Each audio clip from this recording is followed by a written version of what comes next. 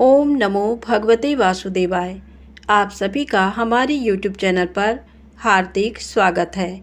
आज सुने ज्येष्ठ पूर्णिमा की वट सावित्री व्रत की पौराणिक कथा। प्राचीन समय में मद्र देश में साकल वंशी अश्वपति नामक एक राजा थे। उनके कोई पुत्र नहीं था। तब ब्राह्मणों के निर्देश पर वे पुत्र की कामना से सभी कामनाओं को पूर्ण करने वाली सावित्री की आराधना करने लगे।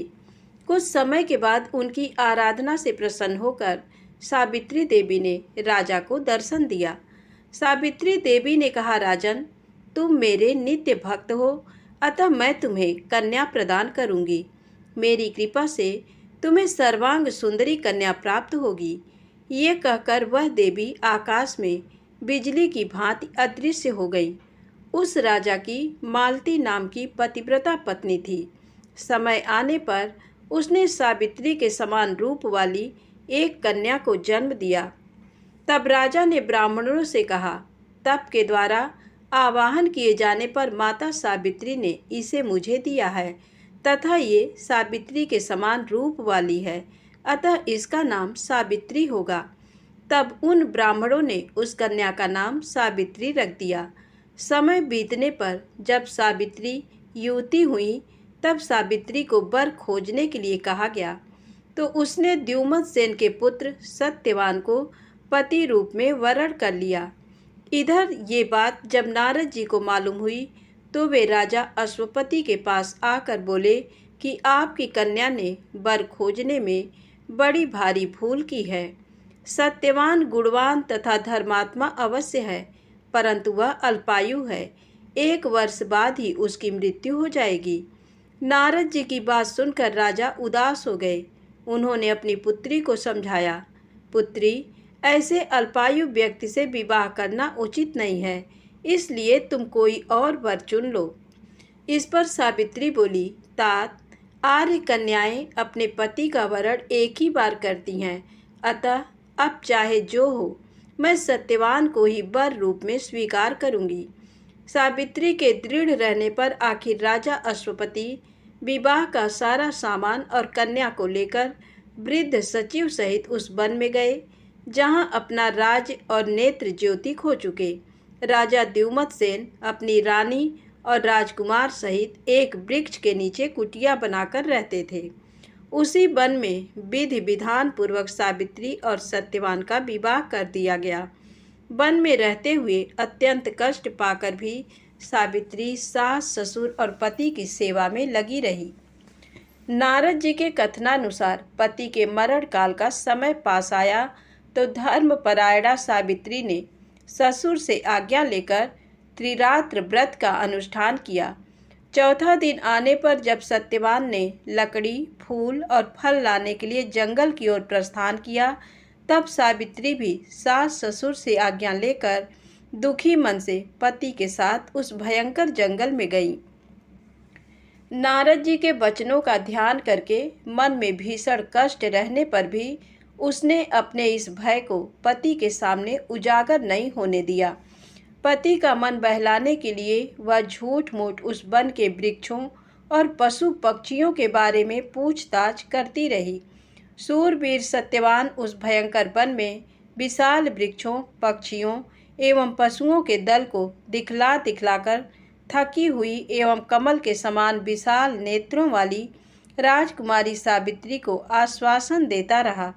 इस प्रकार से कुछ समय बीतने पर सत्यवान ने कहा, सावित्री, मैं फलों को एकत्र कर चुका और तुम फूलों को एकत्र कर चुकी, लेकिन अभी ईंधन के लिए लकड़ी का कोई प्रबंध नहीं हुआ, अतः तुम इस वट वृक्ष की छाया में बैठकर क्षण भर प्रतीक्षा करते हुए विश्राम करो। सावित्री बोली, कांत, जैसा आप कहेंगे मैं वैसा ही करूँगी, लेकिन आप मेरे आँखों के सामने से दूर ना जाएं, क्योंकि मैं इस घने जंगल में डर रही हूँ। सावित्री के ऐसा कहने पर सत्यवान उसके सामने ही कुछ दूरी पर लकड़ी काटने लगे। लकड़ी काटते हुए सत्यवान के सिर में पीड़ा उत्पन्न हुई। तब वे पीड़ा से व्याकुल होकर पत्नी के पास आकर बोले, सावित्री, इस परिश्रम से मेरे सिर में बहुत पीड़ा हो रही है। ऐसा प्रतीत हो रहा है कि मैं अंधकार में प्रविष्ट हो रहा हूँ। इस समय मैं तुम्हारी गोद में सिर रखकर सोना चाहता हूँ। सावित्री से ऐसा कहकर सत्यवान उसकी गोद में सिर रखकर सो गए। जब सत्यवान सो गए तब राजपुत्री सावित्री ने उस स्थान पर स्वयं धर्मराज को आए देखा, जो नीले कमल के समान श्याम वर्ण से सुशोभित और पीतांबर धारण किए हुए थे। उनके पीछे मृत्यु सहित काल भी था। धर्मराज ने उस स्थान पर पहुंचकर उस समय सत्यवान के शरीर से अंगूठे के परिमाण वाले पुरुष को पास में बांधकर अपने अधीन किया और उसे खींचकर शीघ्रतापूर्वक दक्षिण दिशा की ओर प्रस्थान किया। पति को प्राण रहित देखकर सावित्री जाते हुए धर्मराज के पीछे पीछे चली और कांपते हुए हृदय से अपने दोनों हाथ जोड़कर बोली, माता की भक्ति से इस लोक, पिता की भक्ति से मध्यम लोक और गुरु की भक्ति से ब्रह्मलोक की प्राप्ति होती है। जो इन तीनों का आदर करता है उसने मानो सभी धर्मों का पालन कर लिया, तथा जिसने इन तीनों का आदर नहीं किया उसके किए हुए समस्त पुण्य कार्य निष्फल हो जाते हैं। पुरुष के सारे कर्म माता, पिता और गुरु इन्हीं तीनों में समाप्त हो जाते हैं। यमराज ने कहा, सावित्री, तुम हमसे जिस कामना को पूर्ण कराने के लिए आ रही हो उस कामना को छोड़ दो और शीघ्र लौट जाओ। सचमुच संसार में माता, पिता और गुरु की सेवा से बढ़कर कोई अन्य धर्म नहीं है। तुम्हारा पति गुरुजनों की पूजा में निष्ठा रखने वाला है, पर तुम्हारा इस प्रकार से मेरे पीछे आना मेरे काम में बाधा डाल रहा है, अतः तुम लौट जाओ। सावित्री बोली, स्त्रियों का पति ही देवता है, पति ही उसको शरण देने वाला है, इसलिए साध्वी स्त्रियों को अपने पति का अनुगमन करना चाहिए। पिता, भाई तथा पुत्र परिमित संपत्ति देने वाले हैं, किंतु पति अपरिमित संपत्ति का दाता है। भला ऐसे पति की कौन स्त्री पूजा नहीं करेगी। सुरोत्तम, आप मेरे पति को जहाँ ले जा रहे हैं वहीं मुझे भी ले चलिए, अन्यथा मैं अपने प्राण त्याग दूंगी। यमराज ने कहा, पतिव्रते, मैं तुम पर प्रसन्न हूँ, अतः सत्यवान के प्राणों को छोड़कर कोई भी वरदान मांग लो, देर मत करो। सावित्री बोली, धर्मज्ञ जो राज्य से च्युत हो गए हैं तथा जिनकी आँखों की ज्योति चली गई है, ऐसे मेरे महात्मा ससुर को राज्य तथा नेत्र ज्योति प्रदान कीजिए। यमराज ने कहा, भद्रे, तुम्हारी ये सब अभिलाषा पूर्ण होगी। तुम बहुत दूर तक चली आई हो, तुम्हारे मेरे पीछे चलने से मेरे काम में विघ्न पड़ेगा और तुम्हें भी थकावट होगी, अतः अब तुम लौट जाओ। सावित्री ने कहा, देवश्रेष्ठ, सत्पुरुषों के साथ समागम होने पर कैसा परिश्रम और कैसा दुख। विष, अग्नि, सर्प तथा शस्त्र से लोगों को उतना भय नहीं होता जितना दुष्टों से होता है। जिस प्रकार सत्पुरुष अपने प्राणों का विसर्जन करके भी परोपकार करते हैं, उसी प्रकार दुर्जन भी अपने प्राणों का परित्याग कर दूसरे को कष्ट देने में तत्पर रहते हैं। ये जगत सत्पुरुषों द्वारा धारण किया जाता है तथा आप उन सत्पुरुषों के अग्रणी हैं, इसलिए देव, आपके पीछे चलते हुए मुझे कुछ भी क्लेश नहीं है। यमराज बोले, विशालाक्षी, तुम्हारे इन धर्मयुक्त वचनों से मैं प्रसन्न हूँ, अतः सत्यवान के प्राणों के अतिरिक्त दूसरा वर मांग लो, देर ना करो। सावित्री ने कहा, प्रभु, मैं 100 सहोदर भाइयों की अभिलाषिणी हूँ। मेरे पिता पुत्रहीन हैं, अतः वे पुत्र लाभ से प्रसन्न हूँ। ये सुनकर यमराज ने सावित्री से कहा, सावित्री, तुम जैसे आई हो वैसे ही लौट जाओ तथा अपने पति के अंतिम क्रिया की व्यवस्था करो। अब ये दूसरे लोक में चला गया है, अतः तुम इसके पीछे नहीं चल सकती। चूँकि तुम पतिव्रता हो, इसलिए 2 घड़ी तक और मेरे साथ चल सकती हो। भद्रे, सत्यवान ने गुरुजनों की सेवा करके महान पुण्य अर्जित किया है, अतः मैं स्वयं इसे ले जा रहा हूँ। सुंदरी, विद्वान पुरुष को माता, पिता और गुरु की सेवा में सदैव तत्पर रहना चाहिए और उनका कभी भी अपमान नहीं करना चाहिए। मनुष्य के जन्म के समय माता और पिता जो कष्ट सहन करते हैं उसका बदला सैकड़ों वर्षों में भी नहीं चुकाया जा सकता। अतः मनुष्य को माता पिता तथा गुरु का सर्वदा प्रिय कार्य करना चाहिए, क्योंकि इन तीनों के संतुष्ट होने पर सभी तपस्याएं संपन्न हो जाती हैं। भद्रे, तुम्हारे द्वारा कही हुई सभी बातें पूर्ण होंगी। तुम्हारा काम पूरा हो गया, अब तुम लौट जाओ। तुम्हारा इस प्रकार से मेरे पीछे आने से मेरे कार्य में विघ्न पड़ता है और तुम्हें भी कष्ट हो रहा है, इसलिए मैं तुमसे ऐसा कह रहा हूँ। सावित्री ने कहा, देवश्रेष्ठ, धर्मोपार्जन के कार्य में कैसी ग्लानि और कैसा कष्ट। देव, ज्ञानी व्यक्ति को सर्वदा धर्मोपार्जन करना चाहिए, क्योंकि उसका लाभ सभी लाभों से विशेष महत्वपूर्ण है। प्राणी जहाँ कहाँ भी जाए, पीछे अकेले धर्म ही जाता है।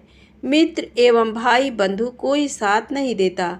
इस संसार में और स्वर्ग में मनुष्य जितने भी प्रकार के उत्तम वस्तुओं और भोगों को प्राप्त करता है, वह उनके पुण्य कर्मों का ही फल होता है। उसकी प्राप्ति के उपाय हैं यज्ञ, तप, दान, इंद्रिय निग्रह, क्षमाशीलता, ब्रह्मचर्य, सत्य, तीर्थों की यात्रा, स्वाध्याय, सेवा, सत्संग, देवार्चन, गुरुजनों की सेवा तथा ब्राह्मणों की पूजा। इसलिए विद्वान पुरुष को सदा धर्माचरण करना चाहिए, क्योंकि मृत्यु इसकी प्रतीक्षा नहीं करती कि इसने अपना कार्य पूरा किया अथवा नहीं। प्राणी इस संसार में मृत्यु से सदैव भयभीत रहते हैं, पर पुण्यवान सत्पुरुष सर्वदा निर्भय होकर जीते हैं। यमराज बोले, विशालाक्षी, तुम्हारी इन धर्मयुक्त बातों से मैं विशेष संतुष्ट हूँ, अतः तुम सत्यवान के प्राणों के अतिरिक्त अन्य वर मांग लो, देर मत करो। सावित्री ने कहा, देव, मैं सत्यवान के 100 पुत्रों की माँ बनना चाहती हूँ, क्योंकि लोकों में पुत्रहीन की सद्गति नहीं होती। यमराज बोले, भद्रे, अब तुम शेष अभिष्ट कामना को छोड़कर लौट जाओ, तुम्हारी ये याचना भी सफल होगी। सावित्री ने कहा, धर्म अधर्म के विधान को भली भांति जानने वाले देव, आप ही जगत के स्वामी हैं। चूँकि आप कर्मों के अनुरूप प्रजाओं का नियमन करते हैं, इसलिए यम नाम से पुकारे जाते हैं। प्रभो, चूँकि आप धर्म पूर्वक सारी प्रजा को आनंदित करते हैं, इसलिए लोग आपको धर्मराज नाम से पुकारते हैं। लोग मरने पर अपने सत असत दोनों प्रकार के कर्मों को आगे रखकर आपके समीप जाते हैं, इसलिए आप मृत्यु कहलाते हैं। आप सभी प्राणियों के क्षण, कला आदि से समय की गणना करते रहते हैं, इसलिए तत्वदर्शी लोग आपको काल नाम से पुकारते हैं। देवताओं में श्रेष्ठ, अपनी शरण में आई हुई मुझ दुखिया की रक्षा कीजिए। इस राजपुत्र के माता पिता भी दुखी हैं। यमराज बोले, धर्मज्ञ, तुम्हारी स्तुति तथा भक्ति से संतुष्ट होकर मैंने तुम्हारे पति सत्यवान को मुक्त कर दिया है। अब तुम सफल मनोरथ होकर लौट जाओ। ये सत्यवान तुम्हारे साथ 500 वर्षों तक राज्य सुख भोग कर अंतकाल में स्वर्ग लोक जाएगा। सत्यवान तुम्हारे गर्भ से 100 पुत्रों को भी उत्पन्न करेगा। वे सब के सब देवताओं के समान तेजस्वी और क्षत्रिय राजा होंगे। इतना कहकर यमराज सत्यवान को छोड़कर काल तथा मृत्यु के साथ वहीं अदृश्य हो गए। इसके बाद पतिव्रता सावित्री वहां से जिस मार्ग से गई थी, उसी मार्ग से लौटकर उस स्थान पर आई जहां सत्यवान का मृत शरीर पड़ा हुआ था। तब सावित्री पति के नज़दीक जाकर उसके सिर को अपनी गोद में रखकर पहले की तरह बैठ गई। उस समय सूर्य अस्ताचल को जा रहे थे। थोड़ी देर में सत्यवान ने अपनी आंखें खोली और उठकर बैठ गया। सत्यवान ने सावित्री से कहा, वह पुरुष कहाँ चला गया जो मुझे खींच कर लिए जा रहा था? यहाँ सोते हुए मेरा पूरा दिन बीत गया। तुमने भी पूरे दिन कुछ खाया नहीं, और वहाँ आश्रम में मेरे माता पिता को भी मेरे कारण दुख भोगना पड़ा। सावित्री, मैं उन्हें देखना चाहता हूँ, चलो जल्दी चलो। सावित्री बोली, स्वामी, सूर्य तो अस्त हो गए, चलिए हम आश्रम को लौट चलें।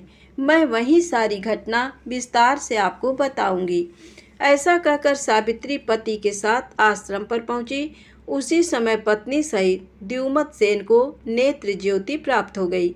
वे दोनों अपने पुत्र और पुत्र वधू को वापस आया देख बहुत प्रसन्न हुए। सावित्री और सत्यवान ने सपत्नीक क्षत्रिय श्रेष्ठ राजा द्युमत सेन को प्रणाम किया। पिता ने राजकुमार सत्यवान को गले लगाया। उस समय आनंदित सावित्री ने जैसी घटना घटित हुई थी उसका वर्णन किया और उसी रात को अपने व्रत को भी समाप्त किया।